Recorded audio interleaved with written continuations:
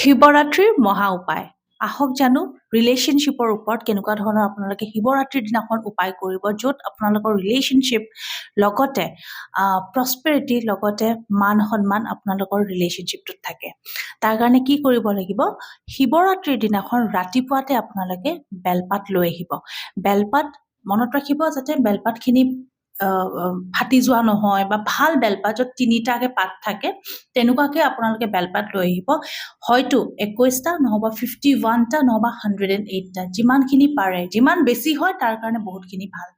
লৈ আহিব, ভালকে আপোনালোকে গংগাৰ জলত ভালকে ধুই ল'ব আৰু শুকাই ল'ব গোটেইখিনি বস্তু। ইভিনিং টাইম যেনেকে আপোনাৰ 4টামান বজাত আপোনালোকে কি কৰিব, ৰঙা পেন এটা ল'ব, স্কেচ পেন হ'লেও হ'ব বা মাৰ্কাৰ পেন হ'লেও হ'ব। তাত কি কৰিব, যদি আপোনালোকে ৰিলেশ্যনশ্বিপ ভাল ৰাখিব বিচাৰিছে, যাৰে লগত বোলে আপোনালোকৰ ৰিলেশ্যনশ্বিপ মা-দেউতাৰ লগত বেয়া, তেতিয়াও এই উপায়টো কৰিব পাৰিব। বোলে ৰিলেশ্যনশ্বিপ আপোনালোকৰ হাজবেণ্ডৰ লগত বেয়া, তেতিয়াও পাৰিব। যাৰে লগত ৰিলেশ্যনশ্বিপ বেয়া তেওঁৰ লগত এই উপায়টো কৰিব লাগিব। চ' আপোনালোকে কি কৰিব, সেই 3খন পাতত প্ৰথম পাতটো, ওপৰৰ পাতটোত আপোনালোকে ওম লিখিব বা ওম নমঃ শিৱায় লিখিব পাৰে। ইদাৰ ওম নহবা ওম নমঃ শিৱা। তাৰপিছত দ্বিতীয় পাতটোত, ঠিক তলৰ পাতটোত, লেফ্ট হেণ্ড চাইডৰ পাতটোত আপোনালোকে নিজৰ নামটো লিখিব। মোৰ নাম অৰ্চনা, তো মই অৰ্চনা লিখিম। তাৰপিছত ৰাইট চাইডৰ পাতটোত আপোনালোকে যাৰ লগত ৰিলেশ্যনশ্বিপ ভাল ৰাখিব বিচাৰিছে তেওঁৰ নামটো লিখিব। লিখাৰ পিছত কি কৰিব, গোটেইকেইখন পাতত আপোনালোকে সেই ৰিলেশ্যনশ্বিপৰ কথা ভাবি পেলাই, যাতে আপোনালোকৰ ৰিলেশ্যনশ্বিপটো খুব মধুৰ হয়, তেনেকৈ লিখি যাব গোটেইখিনি আপোনাৰ নাম আৰু যাৰ লগত আপুনি ৰিলেশ্যনশ্বিপটো ভাল কৰিব বিচাৰিছে।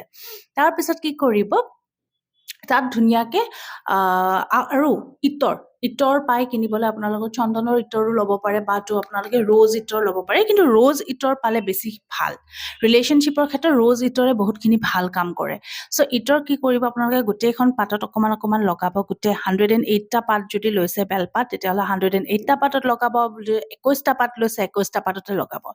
তাৰপিছত কি কৰিব, ৰাতি আপোনালোকে শিৱ মন্দিৰত যাব। শিৱ মন্দিৰত যোৱাৰ লগে লগে কি কৰিব, এটা ঘটিত পানী ল'ব। মনত ৰাখিব ঘটিটো যাতে ষ্টীলৰ হয়। এটা ঘটিত পানী ল'ব, অকণমান গংগাৰ জল মিক্স কৰিব, তাত গাখীৰ দিব আৰু মৌ মিক্স কৰিব। মিক্স কৰি পেলাই আপোনালোকে শিৱলিংগত পানীখিনি অৰ্পণ কৰিব বা শিৱলিংগত সেই গাখীৰখিনি অৰ্পণ কৰিব আৰু মনেৰে ভাবি যাব যাতে কি আপোনালোকৰ ৰিলেশ্যনশ্বিপটোত খুব মধুৰ হয়, লগতে ৰিলেশ্যনশ্বিপটোত বহুত উন্নতি আহে, ৰিলেশ্যনশ্বিপটোত বহুত আণ্ডাৰষ্টেণ্ডিং বিল্ড হয়, তেনেকৈ আপোনালোকে ভাবিব। তাৰপিছত যিকেইখন পাত আপোনালোকে লিখিছিলে, আপোনালোকৰ প্ৰেমীৰ নাম বা আপোনালোকৰ হাজবেণ্ডৰ বা যোন নহওক কিয়, প্ৰত্যেকখন পাত যোনটো ছাইডত লিখিছিলে সেই ছাইডটো আপোনালোকে উল্টাকে শিৱলিংগত তেনেকে ওম নমঃ শিৱা বুলি কৈ পেলাই এখন এখন পাত আপোনালোকে শিৱলিংগত দিব। মনত ৰাখিব পাতখনত য'ত লিখিছে সেই লিখা ছাইডটো শিৱলিংগত টাচ হৈ থাকিব লাগিব। যেতিয়া গোটেইখিনি পাত আপোনালোকে ধুনীয়াকৈ শিৱলিংগত দিব, কামনা কৰিব যাতে আপোনালোকৰ ৰিলেশ্যনশ্বিপটো খুব মধুৰ হয়। তাৰপিছত আপোনালোকে চাকি বন্তি যি জ্বলাই আপোনালোকে জ্বলাব পাৰে, যি ইচ্ছা আপোনালোকৰ মনৰ কামনা কৰিব পাৰে। লাষ্টত আপোনালোকে এটা কাম নিশ্চয় কৰিব লাগিব, শিৱায় নমঃ জাপ কৰিব লাগিব। 1008 টাইমছ যদি পাৰে, সেইদিনাখন গোটেই ৰাতি আছে 1008 টাইমছ কৰক। বোলে নহয় মন্দিৰত অকল বোলে মই 108 টাইমছে পাৰিছোঁ, 108 টাইমছ কৰক। বাকীখিনি কাম আপোনালোকে ঘৰত আহিও কৰিব পাৰে। যেনে বাকী আপোনালোকে 1008 টাইমছ আপোনালোকে ঘৰত শিৱায় নমঃ জাপ কৰিব। ৰুদ্ৰাক্ষৰ মালা যদি আছে তাত জাপ কৰিব পাৰে, নহ'বা আপোনালোকে হাততো জাপ কৰিব পাৰে। এই উপায়টো ইমান পাৱাৰফুল হয়, আপোনালোকে নিজে দেখিব within few days, within few months আপোনালোকৰ ৰিলেশ্যনশ্বিপটোত সঁচাকৈ আণ্ডাৰষ্টেণ্ডিং হ'ব। যিখিনি প্ৰব্লেমছ আছিলে গোটেইখিনি প্ৰব্লেমছৰ পৰা আঁতৰ হ'ব। আশা কৰোঁ এই সৰু টিপছটো শিৱৰাত্ৰিত আপোনালোকৰ নিশ্চয় সহায় কৰিব, লগতে আপোনালোকে এই চেনেলটো ফ'ল' কৰি থাকিব।